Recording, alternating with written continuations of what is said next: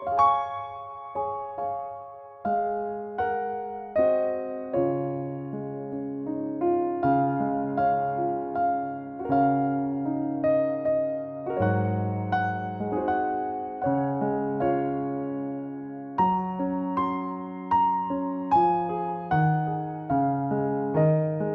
I'd like to begin today by turning to Genesis, the 12th chapter. Genesis 12. Very inspiring part of the Bible where we read of the first great calling in the Old Testament. And certainly there's almost, you'll almost say if you look at the Bible, there's almost a great Grand Canyon between Genesis 11 and 12 because from the rest of this time it deals with the table of nations over in Genesis 10, creation of the earth, the flood, but here we get now to where the Bible from this time on will be dealing with the call of Abraham, the call of Israel. And so it is quite remarkable that there is almost like a great Grand Canyon here. You can just see how much importance God does place on calling his people. And it certainly is a very, very remarkable part of the Bible. But it tells us in Genesis 12 and verse 1, "Now the Lord had said unto Abram, get you out of your country, and from your kindred, and from your father's house, unto a land that I will show you. And I will make of you a great nation, and I will bless you, and make your name great, and you shall be a blessing. And I will bless them that bless you, and curse them that curse you, and in you," of course, we know, of course, this is referring to Jesus Christ. You can may want to put a side reference here in Galatians 3 and verse 16. Galatians 3 and verse 16. Because it is referring to Christ, but in you shall all the families of the earth be blessed. We know, of course, that Jesus Christ did, thank you, Jet, descend from the lineage of Abraham, this time Abram. But his name will be changed to Abraham. So Abraham departed as the Lord had spoken unto him, and Lot went with him. And Abraham was 75 years old when he departed out of Haran. It's interesting because Philo, the ancient historian who wrote actually about the time of Christ, we don't have too many, we have Josephus, certainly was a prolific writer, but Philo, a little less known historian, but he would say in his history that Abram, later to be called Abraham, of course, Abram meant father of a nation, Abraham, father of many nations. But he said that Abram left so quickly that it was almost like he was leaving a foreign place in order to go home instead of the other way, leaving home and going to a foreign place. But he said it was almost like he was leaving a foreign place to go home. That's how quickly Abraham did respond to God's calling.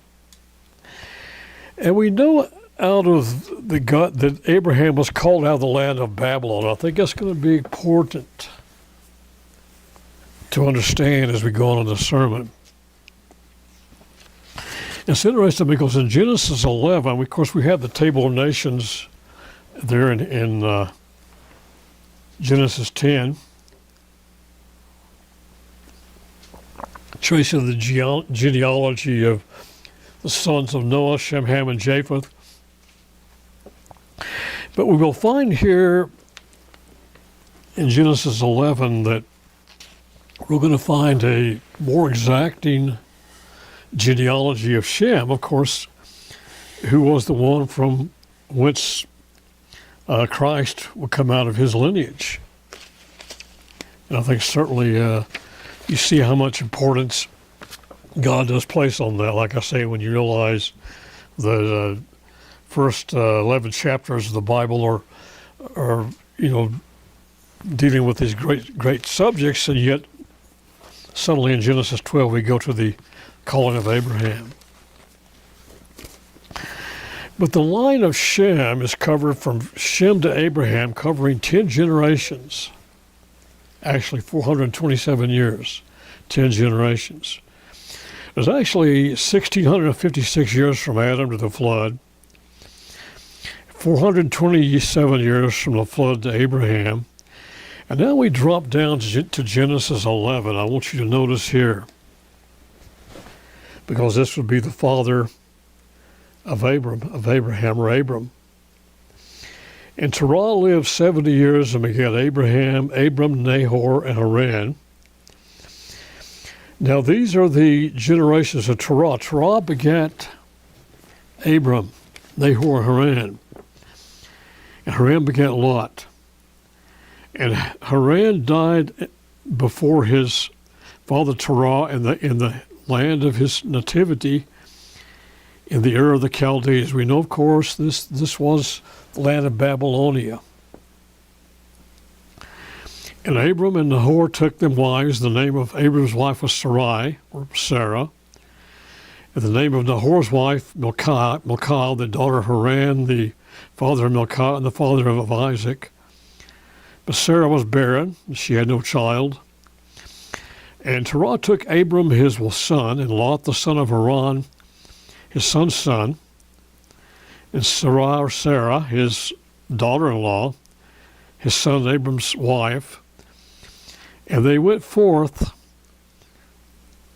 with them from the Ur of the Chaldeans into the land of Canaan, and they came into Haran and dwelt there.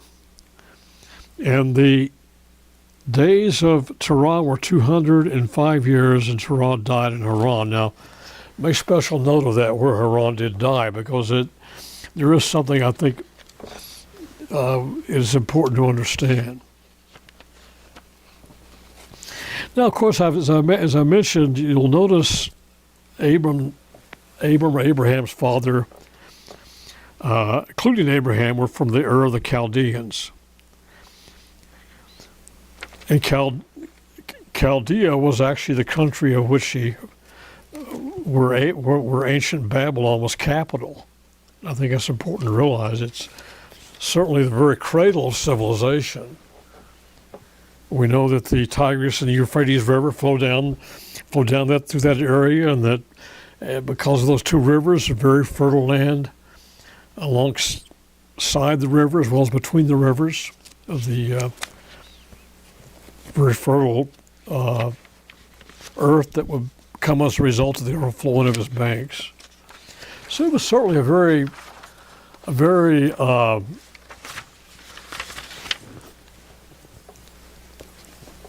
accommodating land in order to raise crops and to build cities.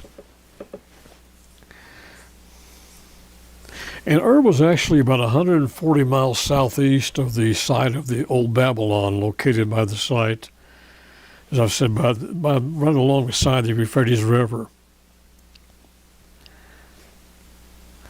And we know, of course, the Babylon, of course, originally was the city of Babel. We know the story there that at the time of the confusion of the languages, and that the people, God causing the people to speak with different languages, causing the nations to be scattered abroad. I think it's kind of interesting in history how you see God's hand often moves to scatter his people, just as he scattered the early New Testament church with the persecutions that took place as they scattered into Samaria and on out into the Roman Empire. But it was the very seat of Nimrod's kingdom, the world's first great dictator, one of the most unusual and almost enigmatic men that you could ever imagine, from whence all false religion would spring from. His religious system was the fountainhead of idolatry. And very important to understand that Lucifer, the devil, would use Nimrod, who would actually be a type of Satan the devil, a type of the Antichrist, to establish the world's great false religion. Now, according to Adam Clarke, actually meant the city from where Abraham was from, actually meant fire because of the fire worship that took place there. We know, as we study history, that the moon goddess Nanner was worshipped there. You know, obviously the ancients of antiquity, they worshipped the planets, the stars, the moon, the sun. And it was a very idolatrous area. We know this because it tells us, you'll notice in Joshua 24, verse 2. This is also a very noteworthy scripture you may want to be sure to mark in your Bible. And it tells us in Joshua 24, verse 2, and Joshua said unto all the people, thus saith the Lord God of Israel, your fathers dwelt on the other side of the flood in the old time. Of course, the flood was actually speaking of the Tigris and Euphrates rivers, the waters that would flood. Even Terah, the father of Abraham, and the father of Nachor, and they served other gods. They were idolaters. And you go back into Jewish history. I mean, I've got a set of books in my library called The Legends of the Jews. Some of them are pretty hard to believe. I'm sure there must be a form of truth to them, but certainly some very unusual lessons about the experiences that Abraham had with the idolaters there in the land of his fathers. And I took your father Abraham from the other side of the flood and led him throughout all the land of Canaan and multiplied the seed and gave him Isaac. Now you'll notice it speaks of Haran. It's important to, if you look at a map, and I love studying maps and topography. I think it really is interesting. Sometimes I just love getting out maps, and I know Jeanette likes that as well. Looking at topography and the geography of the land. But you will notice as you look at that land, Mesopotamia, which meant the land between the rivers. It was actually called the Fertile Crescent because nobody would cross the Arabian Desert to get to the Promised Land. You would always follow the Fertile Crescent. That was much more conducive to travel. But you'll notice way up at the apex, the northernmost part of Haran, you will notice the city of Mesopotamia. You will notice the city of Haran. And it's believed that that particular word in the Hebrew actually means delay. Because God deliberately delayed bringing Abraham into the Promised Land because he had decided beforehand that he did not want Terah, Abraham's father, bringing idolatry into the Promised Land. And so certainly probably saved Abraham a great deal of trouble. But in God and his mercy, they stayed there until the death of Terah. I think it is quite striking. But the important point I want to make in this sermon is to really zero in and really fix our minds on the fact that God called Abraham out of the land of Babylon, the land of Babel, to inherit the promises. It never would have been done. It wouldn't have happened if he hadn't left that land. I think that's important to realize. You'll notice here, let's go ahead and continue in Genesis, the 12th chapter, Genesis 12 and verse 5.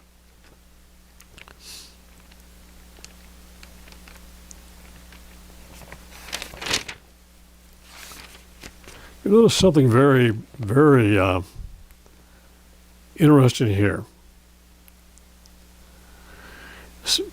And Abram took Sarai his wife, and Lot his brother's son, and all their substance that they had gathered,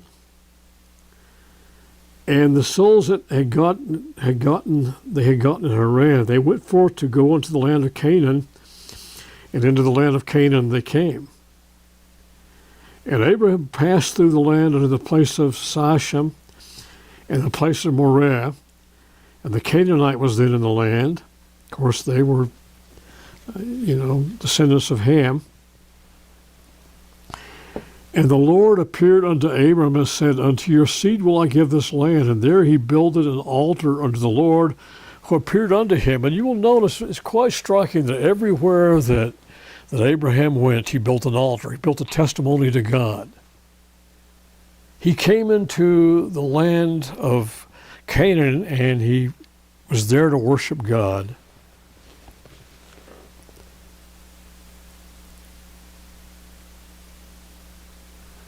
This is the second time we read of the second recorded appearance of God to Abraham, the first being while he was in Babylon when he was calling, but this is the second one, second time he appears to Abraham. You may want to make a mental note that there's no recorded appearance to Abraham while he was in Haran. But now he's in the promised land. And he removed from there unto a place, a mountain on the east of Bethel, and he pitched his tent, having Bethel on the west, and high on the east, and there he built an altar upon the Lord to the Lord, and he called upon the name of the Lord of the Eternal. I think that's quite remarkable. I have my Bible color-coded with the color of sea green, or kind of a turquoise color. It's just a memory device I use I think about the sea of glass that up in heaven, how we're able to, through faith, be able to go up into the most holy place and to pray before God the Father. But this is one of the passages I have color-coded in sea green or turquoise, because this was an example of prayer. He was a remarkable man of prayer. And everywhere he traveled, and this is Genesis 13 and verse 8. Genesis 13 and verse 8. And everywhere Abraham traveled, he would build an altar to God, a place to worship God. And it tells us in Genesis 13 and verse 4, and unto the place of the altar which he had made at the first, and there Abraham called on the name of the Lord. This was after he traveled south. And then you'll notice over here, and that was Genesis 13 verse 2. You will notice over here in Genesis 13 and verse 18 that Abram removed his tent and came and dwelt in the plain of Mamre, which is the Hebron, and built an altar unto the Lord. And all this was taking place after he came into the land of Canaan.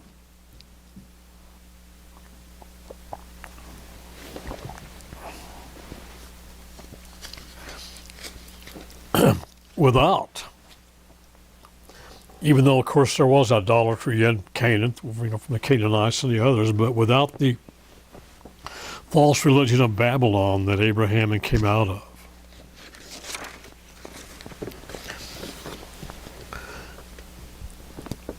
I've talked much about, in the sermons past, about the idolatrous kingdom that Nimrod established.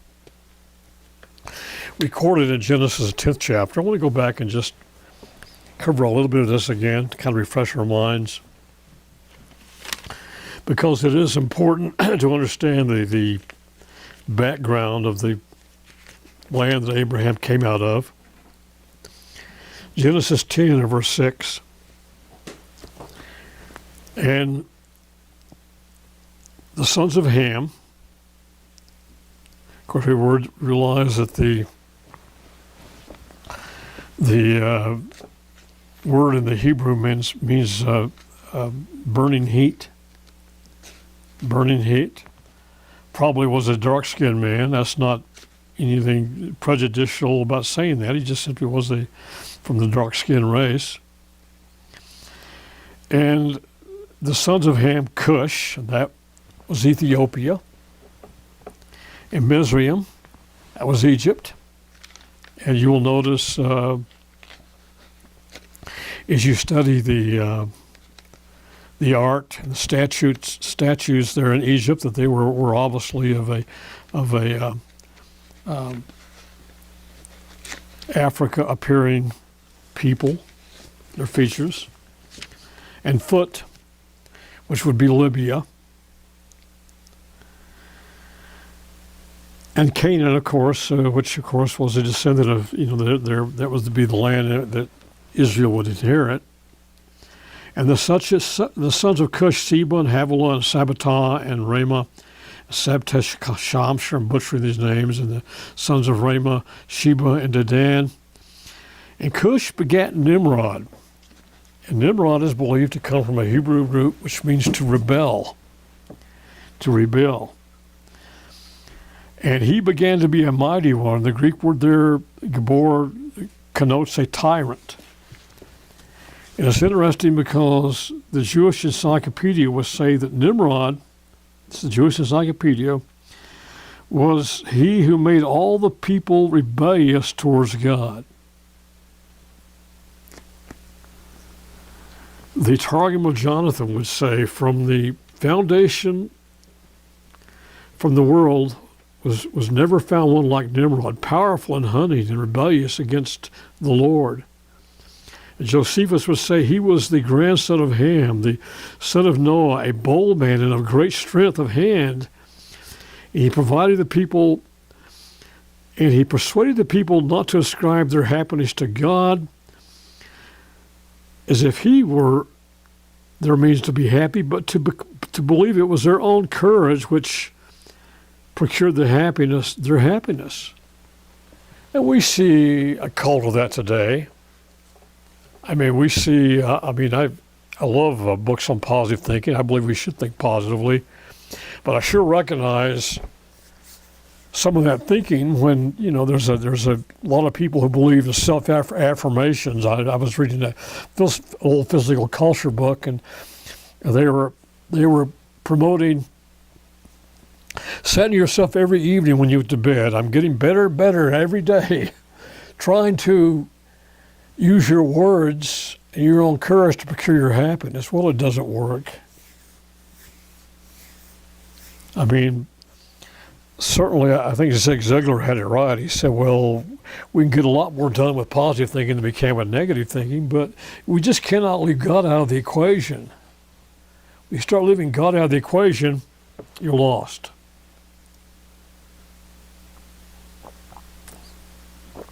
I mean, there's a limit to positive thinking.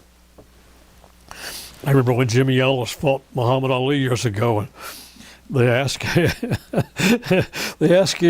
why wasn't more positive and more aggressive, and he said, well, it's pretty hard to be positive and aggressive when you're getting the stuffing beat out of you.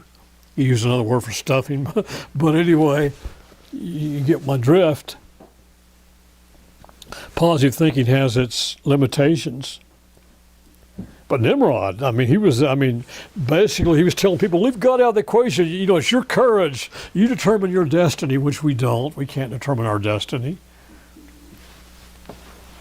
There's just too many, the vicissitudes and the variableness of life makes sure that doesn't happen. There's certain things we can do for ourselves. But Nimrod persuaded people to ascribe their happiness to themselves and not to God. And as he really was the first great Antichrist, a type of Lucifer. He was a great hunter. We know that back in those days that the land was overrun with wild animals, especially lions, and he became a very great hunter. There's actually a description. They think some historians connect him with Gilgamesh, that was an Assyrian hero. And there's one picture of this huge man with a lion in his hands, choking a lion. But he realized there was a more effective way to protect humans, and that was to put them within walled cities. And Nimrod established the world's first great kingdom. Now you'll notice here, if you get a concordance, you're going to notice in Genesis 10 that this is the first place where you're going to find kingdom.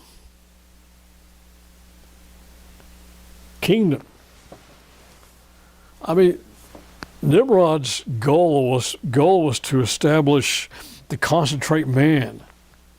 And of course, you know what happens when that happens. Cities certainly, when you have the influence of people that come together, they can become much more wicked very quickly. There's advantages commercially and those type of things, but certainly, God had intended. Go back to Genesis, and you'll find, God had told man to go out into the earth and subdue it, replenish the earth, and put his blessing upon man. He didn't intend man to concentrate himself in these huge cities. Well, Nimrod decided to do that. We know the Tower of Babel was a direct effort. Josephus tells us that Nimrod actually, some people think, they think the Tower of Babel was a ziggurat like you find in Babylonia, but those came much later, so we're not sure exactly about the Tower of Babel. But it was a tremendous, tremendous tower, and we know that Nimrod, according to Josephus, of course, had it better. Bitumen was in that area. It makes allusion to that here in Genesis, but that they tarred and they covered the Tower of Babel with bitumen in order to make it waterproof. The thought being kind of foolish when you think about it, but the thought being that if God flooded the earth later on, which He promised He wouldn't, but if He did, they would be able to flee to this tower and have safety. Well, it's pretty ludicrous. But Alexander Hislop, in his book, The Two Babylons, and I would encourage all of you to procure that book. A more detailed one is Hislop's Two Babylons, that actually Ralph Woodrow, that wrote The Two Babylons, got much of his material from. But Alexander Hislop, in his book, The Two Babylons, through the evidence of history and legend and mythology, has shown that Nimrod had a female counterpart by the name of Semiramis. And she had a little illegitimate child by the name of Tammuz. And after Nimrod died, Semiramis claimed that Nimrod had been reborn and became Tammuz, and she claimed that he sprang overnight from the stump of a tree, and thus you find tree worship from the very beginning of antiquity. And we look around at Christmas trees, we wonder why people have the adulation, and how oftentimes Christmas trees and other trees are used for false worship. Well, that's where it all came from. And that their illegitimate son now was Tammuz, meaning the desired one. Of course, we know he's spoken of Tammuz, spoken over there in Ezekiel, the 8th chapter. And we know that they would put little branches the women would put branches to their nostrils, and they would have little bowls of flowers that symbolized Tammuz, meaning the desired one. He was the original Don Juan, so to speak, original Eros, or the desired one. And legend tells us that Semiramis lusted after her own son. He was so beautiful, and that she married her own son. And thus we see the very beginning of mankind. I'm just doing a pretty brief thumbnail sketch of that the very Trinity of worship was established, a false counterfeit of Christianity at the very beginning of mankind's history, the very beginning of antiquity. This false trinity of worship involving Nimrod, mother, and son, and you'll see many there in Egypt. You will see a goddess there with her son on her knee, and you will find she was worshipped. Mother and child worshipped at the very, very beginning of antiquity. Counterfeit of Christianity. And that was a land from where Nimrod came from. Let's fast forward now to Revelation 17.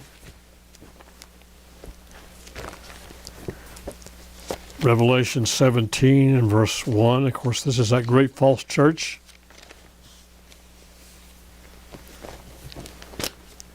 And notice what we read here.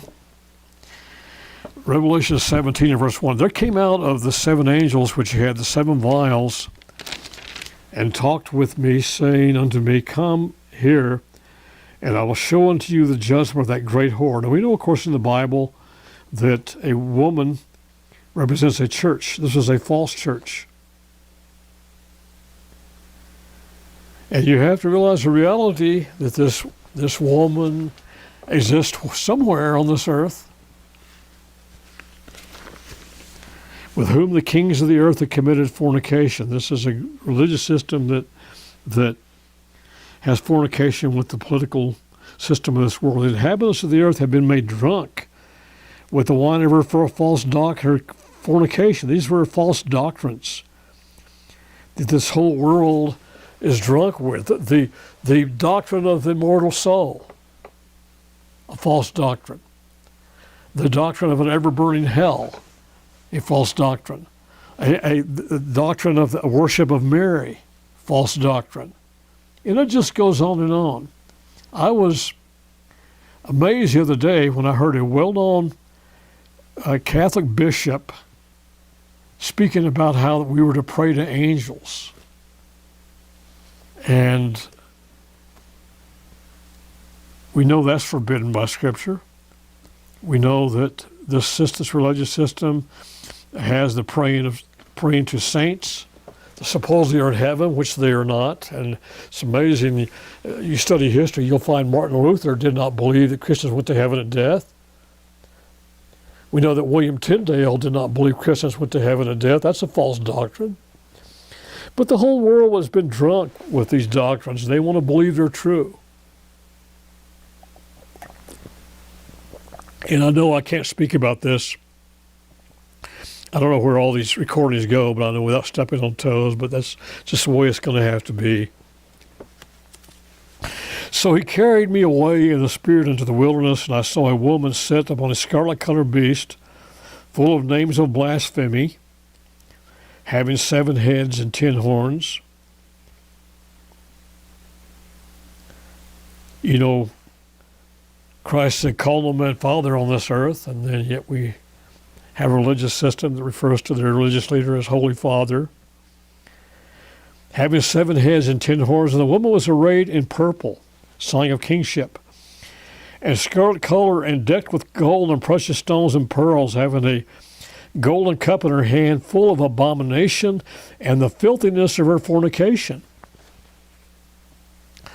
Now, you study the Greek and the Hebrew about abomination. It means something that detestable, that God detests and hates, that he hates these abominations. And upon her forehead was a name written, Mystery Babylon the Great. Now we know that Alexander the Great had stored Babylon long ago, back in 330 BC. But this is a false religious system that still extant. And upon her forehead was a name written, Mystery Babylon the Great, the mother of harlots and the abominations of the earth. So we know that out of this false religious system, there have been many other false churches that have come out. And it's kind of amazing that most all of them, even though they perhaps might have some differences with the main religious body, they still have many false doctrines that they have retained. I had a Baptist minister call me several years ago, and he had come to the truth of the Sabbath, and he asked me if I believed in the Trinity. I said I did not, because the Scriptures disproves that, and he just wanted to drop me like a hot potato. And I said, well, why? He said, I want to hear nothing about your church if you don't believe in the Trinity. And I said, well, Scripture disproves it, but he didn't want to hear it. Well, I mean, there's a lot of people out there that reject the truth of God and will not accept the fact that, for example, the Roman Catholic Church will readily admit that you can search. I have quotes up on my website under the words of wisdom, under the quotes about the Sabbath. But one of the bishops Catholic bishops made the remark. He said, "You can search the Bible from Genesis to Revelation, and you will not find any proof that Sunday was ever established as a day of worship. The Sabbath has been is always the Sabbath. The Sunday's not a Sabbath." And people want to reject the Sabbath day, but yet that reject Catholicism, they think, but yet they're accepting the very day upon which the Church at Rome established. They replaced the Sabbath with Sunday. They'll readily admit that.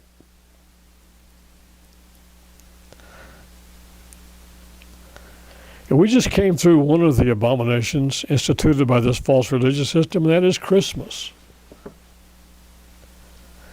And Christmas is nothing more than an attempt on the Church at Rome to make compromises with paganism, because they had the celebration of Saturnalia in the month of December in honor of the god of Saturn, and Sol Invictus upon December the 25th, that meant the inconquerable sun. And we know that Mithraism, of course, recognized that sun worship, light worship. We know, of course, that the winter solstice in ancient times occurred on December the 25th. That would be the time when the sun was the furthest from the earth. So the pagans would begin calling out to God for the sun god to return at its furthest point from the earth. And we know, of course, that Babylon was filled with the worship of astrology, the science of astrology, as well as the religion of astrology, false religion of astrology. And so they made compromises, and they Christianized paganism. And I remember a Roman Catholic priest making an admission saying, "We baptize Christmas."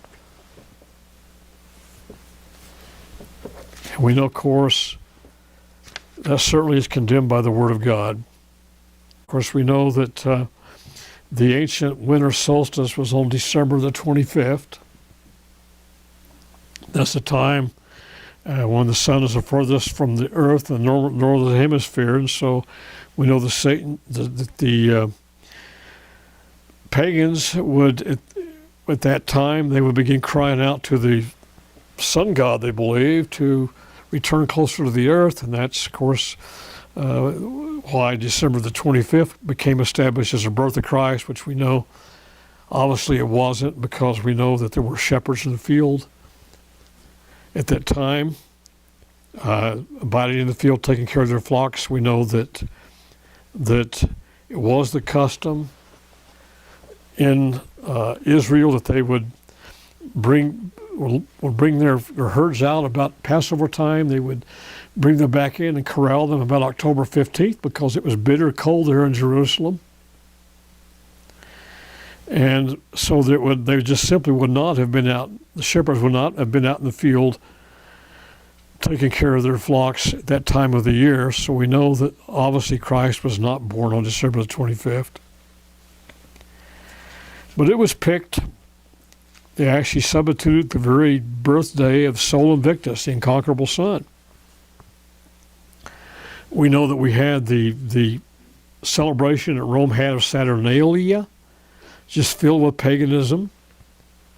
Where naked men would run through the streets, and the laws would be dispensed with for those days, and it was a time of great crime and iniquity and immorality.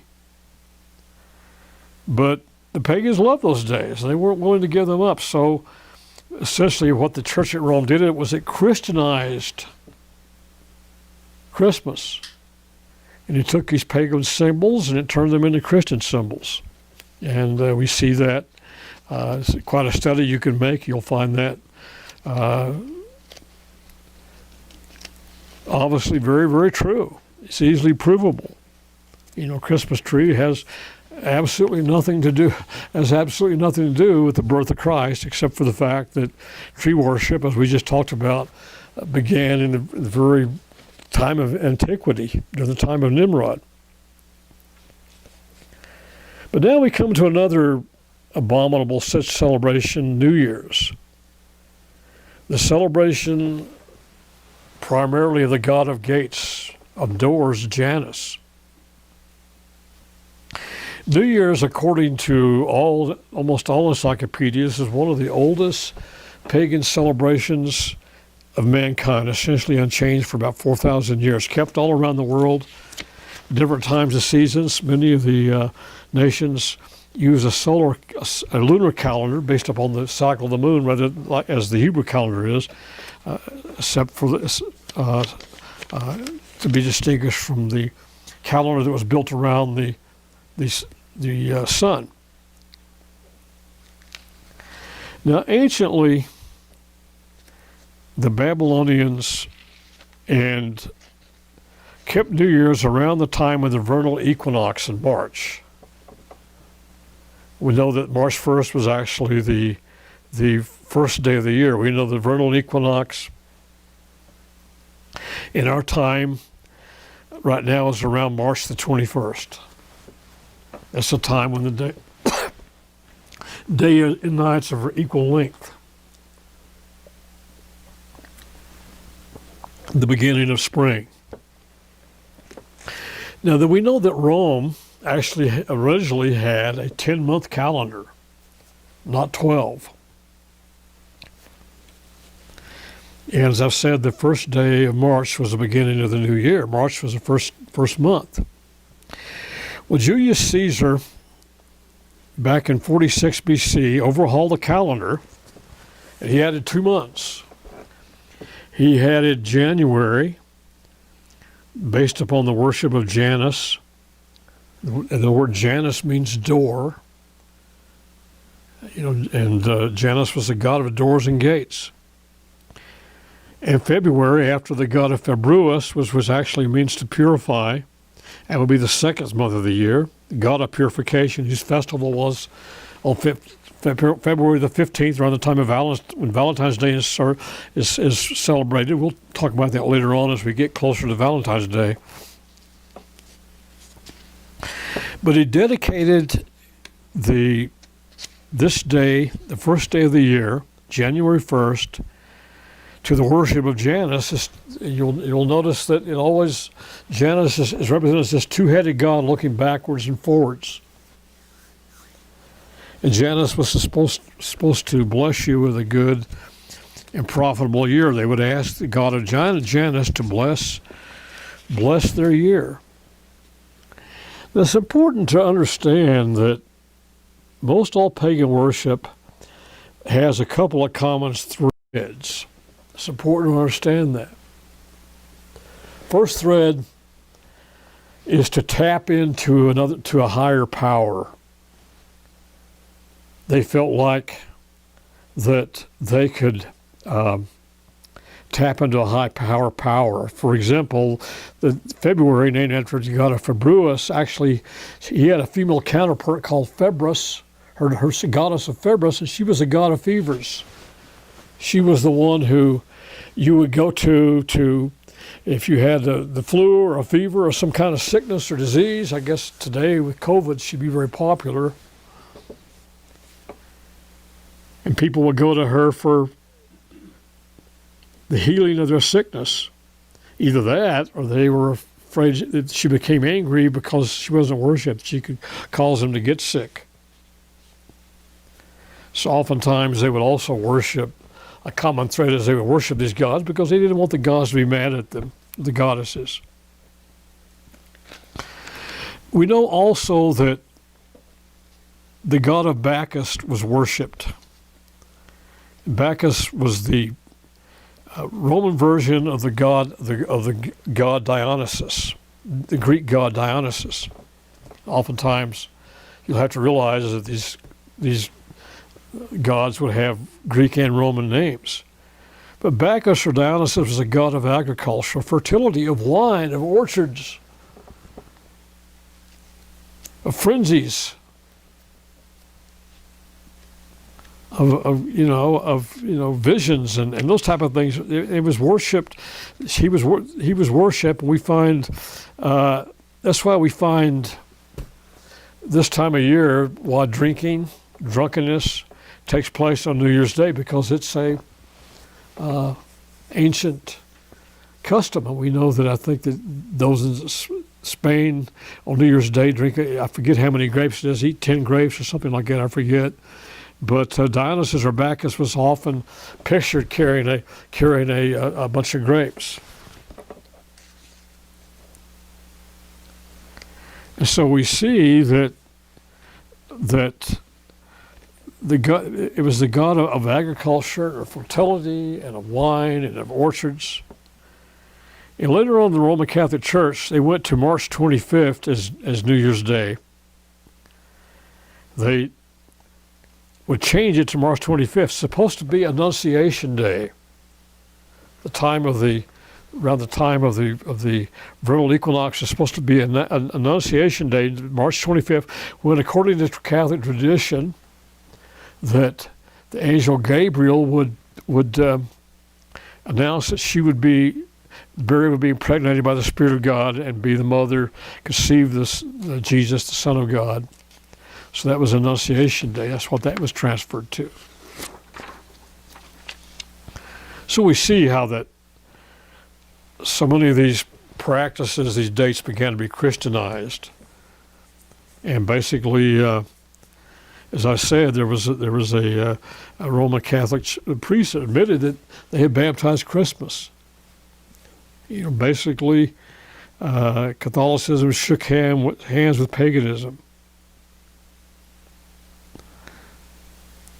And it's also interesting because Bacchus was said to have found a girl, Adrienne, on the island of Naxos, which is Crete, and married her and imparted to her immortality, who therefore Adrienne became immortal. She became a goddess. Now don't miss that, because there's something we need to understand if you go back into the history of Israel and Baal worship and those considerations, was that one of the reasons that Baalism was so popular was because of the belief, this fertility worship, that if they went in and had illicit relations with these pagan priests and priestesses, that they would be able to impart immortality. It's important. It's one thing you don't want to miss, just how attractive this false religious system could become. Fertility worship, having sexual relationships with priests and priestesses. And you can see why it was one of the great sins of the Gentiles that the early New Testament church had to deal with. Well, in 1066, William the Conqueror became king of England, and he decided that New Year's Day would once again be on this January the 1st. And they celebrated William's coronation on December the 25th, supposedly Christ's birthday. And then 8 days later, of course, they commemorated what supposedly was Christ's circumcision on the 8th day on January the 1st, which would have been New Year's. So you see all these dates, how that Christianity, supposedly Christianity, false Christianity is being mixed with paganism.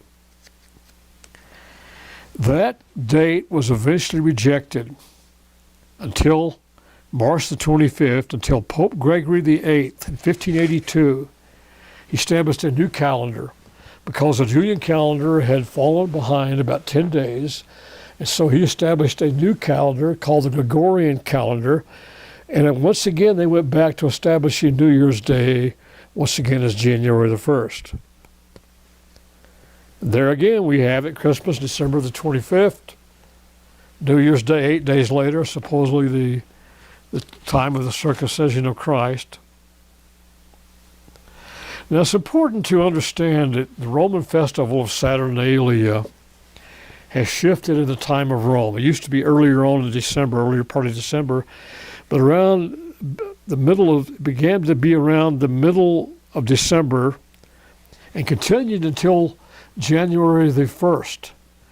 And so oftentimes the revelry, the gift-giving, the immorality eventually was incorporated into the observance of Christmas and New Year's. And oftentimes they would give gifts to their leaders, to their kings and their leaders. I want to read to you something from the World Book about New Year's. This comes from the World's Book Encyclopedia in 1990. In early times, the Romans gave each other New Year's gifts of branches from sacred trees. In later years, they gave gold-colored nuts or coins imprinted with pictures of Janus, the god of gates, doors, and beginnings. January was often named after Janus, who had two faces, one looking forward, the other looking backwards. The Romans also brought gifts to the emperor. The emperors eventually began to demand such gifts, but the Christian church outlawed this custom and certain other pagan New Year's practices in AD 567.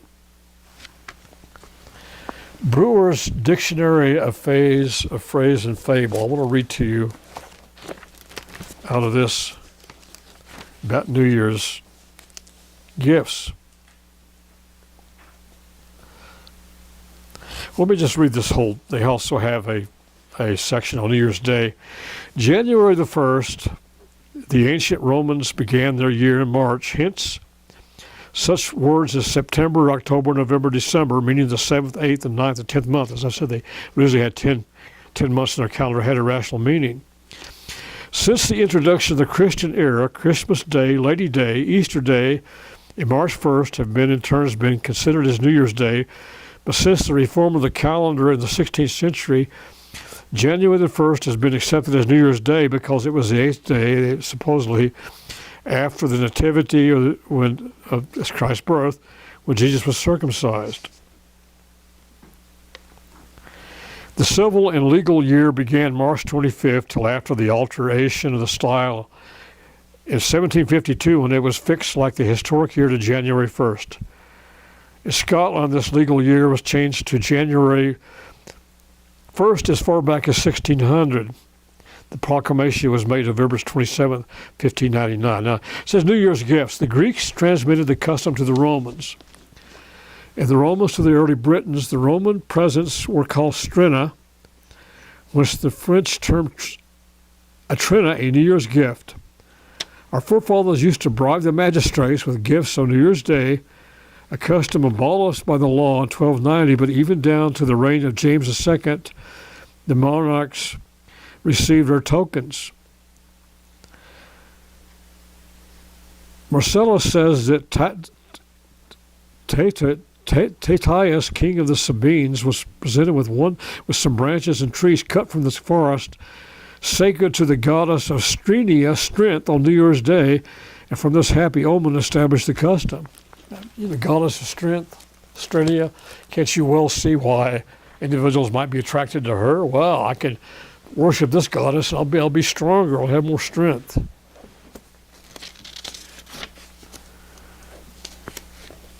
And thus the revelry of Saturnalia, the drunkenness, the giving of gifts, eventually were incorporated into the observance of Christmas and New Year's. So we have a New Year celebration deeply attached to Christmas, the feast of Saturnalia with all its immorality and its drunkenness, the worship of Dionysus, the goddess of wine, and the worship of Cronus, the god of time. We actually get the word chronograph, measures time, from his name Cronus, the god of time. And you study his history, he was symbolized as a white-haired man carrying a scythe as a Greek god, and he cut a swath with the scythe and reaped little children, mythical episodes of human cannibalism, horrible things from the god of Cronus, of human sacrifice, yet he was worshipped as late as 300 AD.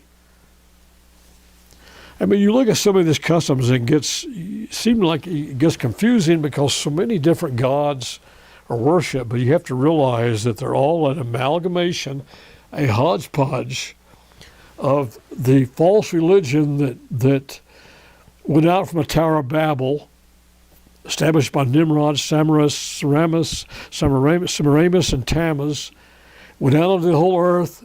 In times it changed, and then it came back into Rome because Rome had a habit of incorporating the different religions, or eclectic to say the least.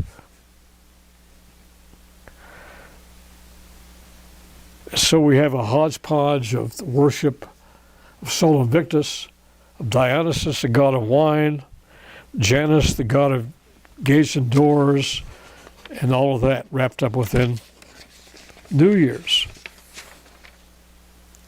And all these traditions, kissing under the mistletoe, that was a fertility symbol. A parasite, fertility symbol.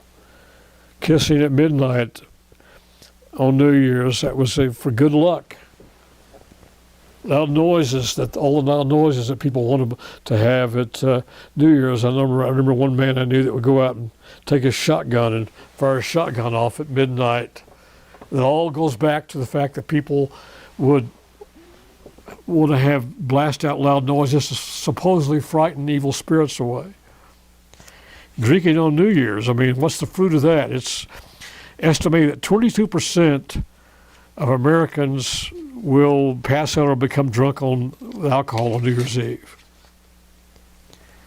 Matthew 7, verse 20 tells us, by their fruits you shall know them. What are the fruits of New Year's? More deaths on New Year's, Christmas, than the other days.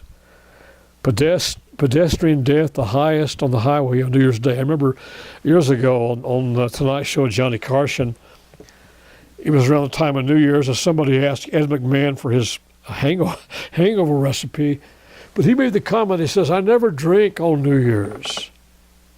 He knew how dangerous it was. Greatest night of car theft. Thieves taking advantage of car owners that are drinking and partying. Fruits of New Year's are not good. Of course, we read in Deuteronomy, the 12th chapter. Deuteronomy 12 and verse 29, where it tells us, when the Lord your God cut off the nations from before you where you go to possess them, you succeed them and dwell in their land, take heed to yourself that you be not snared by following them after they be destroyed from before you, and that you inquire not after their gods, saying, how do these nations serve their gods? Even so will I do likewise. They want to do the same thing. You shall not do so unto the Lord your God, for every abomination to the Lord which he hates have they done to their own gods. For even their sons and their daughters they have burned in the fire to their gods. And whatsoever things I command you, observe to do it. You shall not add thereto nor diminish from it. Just simplicity. God's way is simple. The more simple we can make it, the better. Keeping the commandments, the worship of Christ, keeping of the holy days. And in Jeremiah 10, we're admonished, Jeremiah 10 and verse 1, And it tells us in verse 1, hear you the word which the Lord speaks unto you, O house of Israel. Thus saith the Lord, learn not the way of the heathen, and be not dismayed at the signs of them, for the heathen are dismayed at them, for the customs of the people are vain.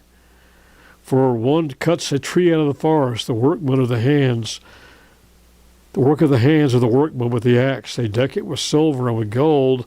They fasten it with hammers that it move not. They are upright as a palm tree, but speak not. They must needs be born because they cannot go. Be not afraid of them. I mean, these people that worship trees, they don't have some power to hurt us. Be not afraid of them, for they cannot do evil. Neither also is in them to do good. They're not going to give you good luck or anything like that.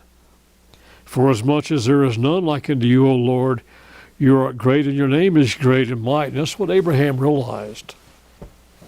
That's why he prayed to the eternal God and put these horrible customs aside. So let's turn to Revelation 18, verse 1.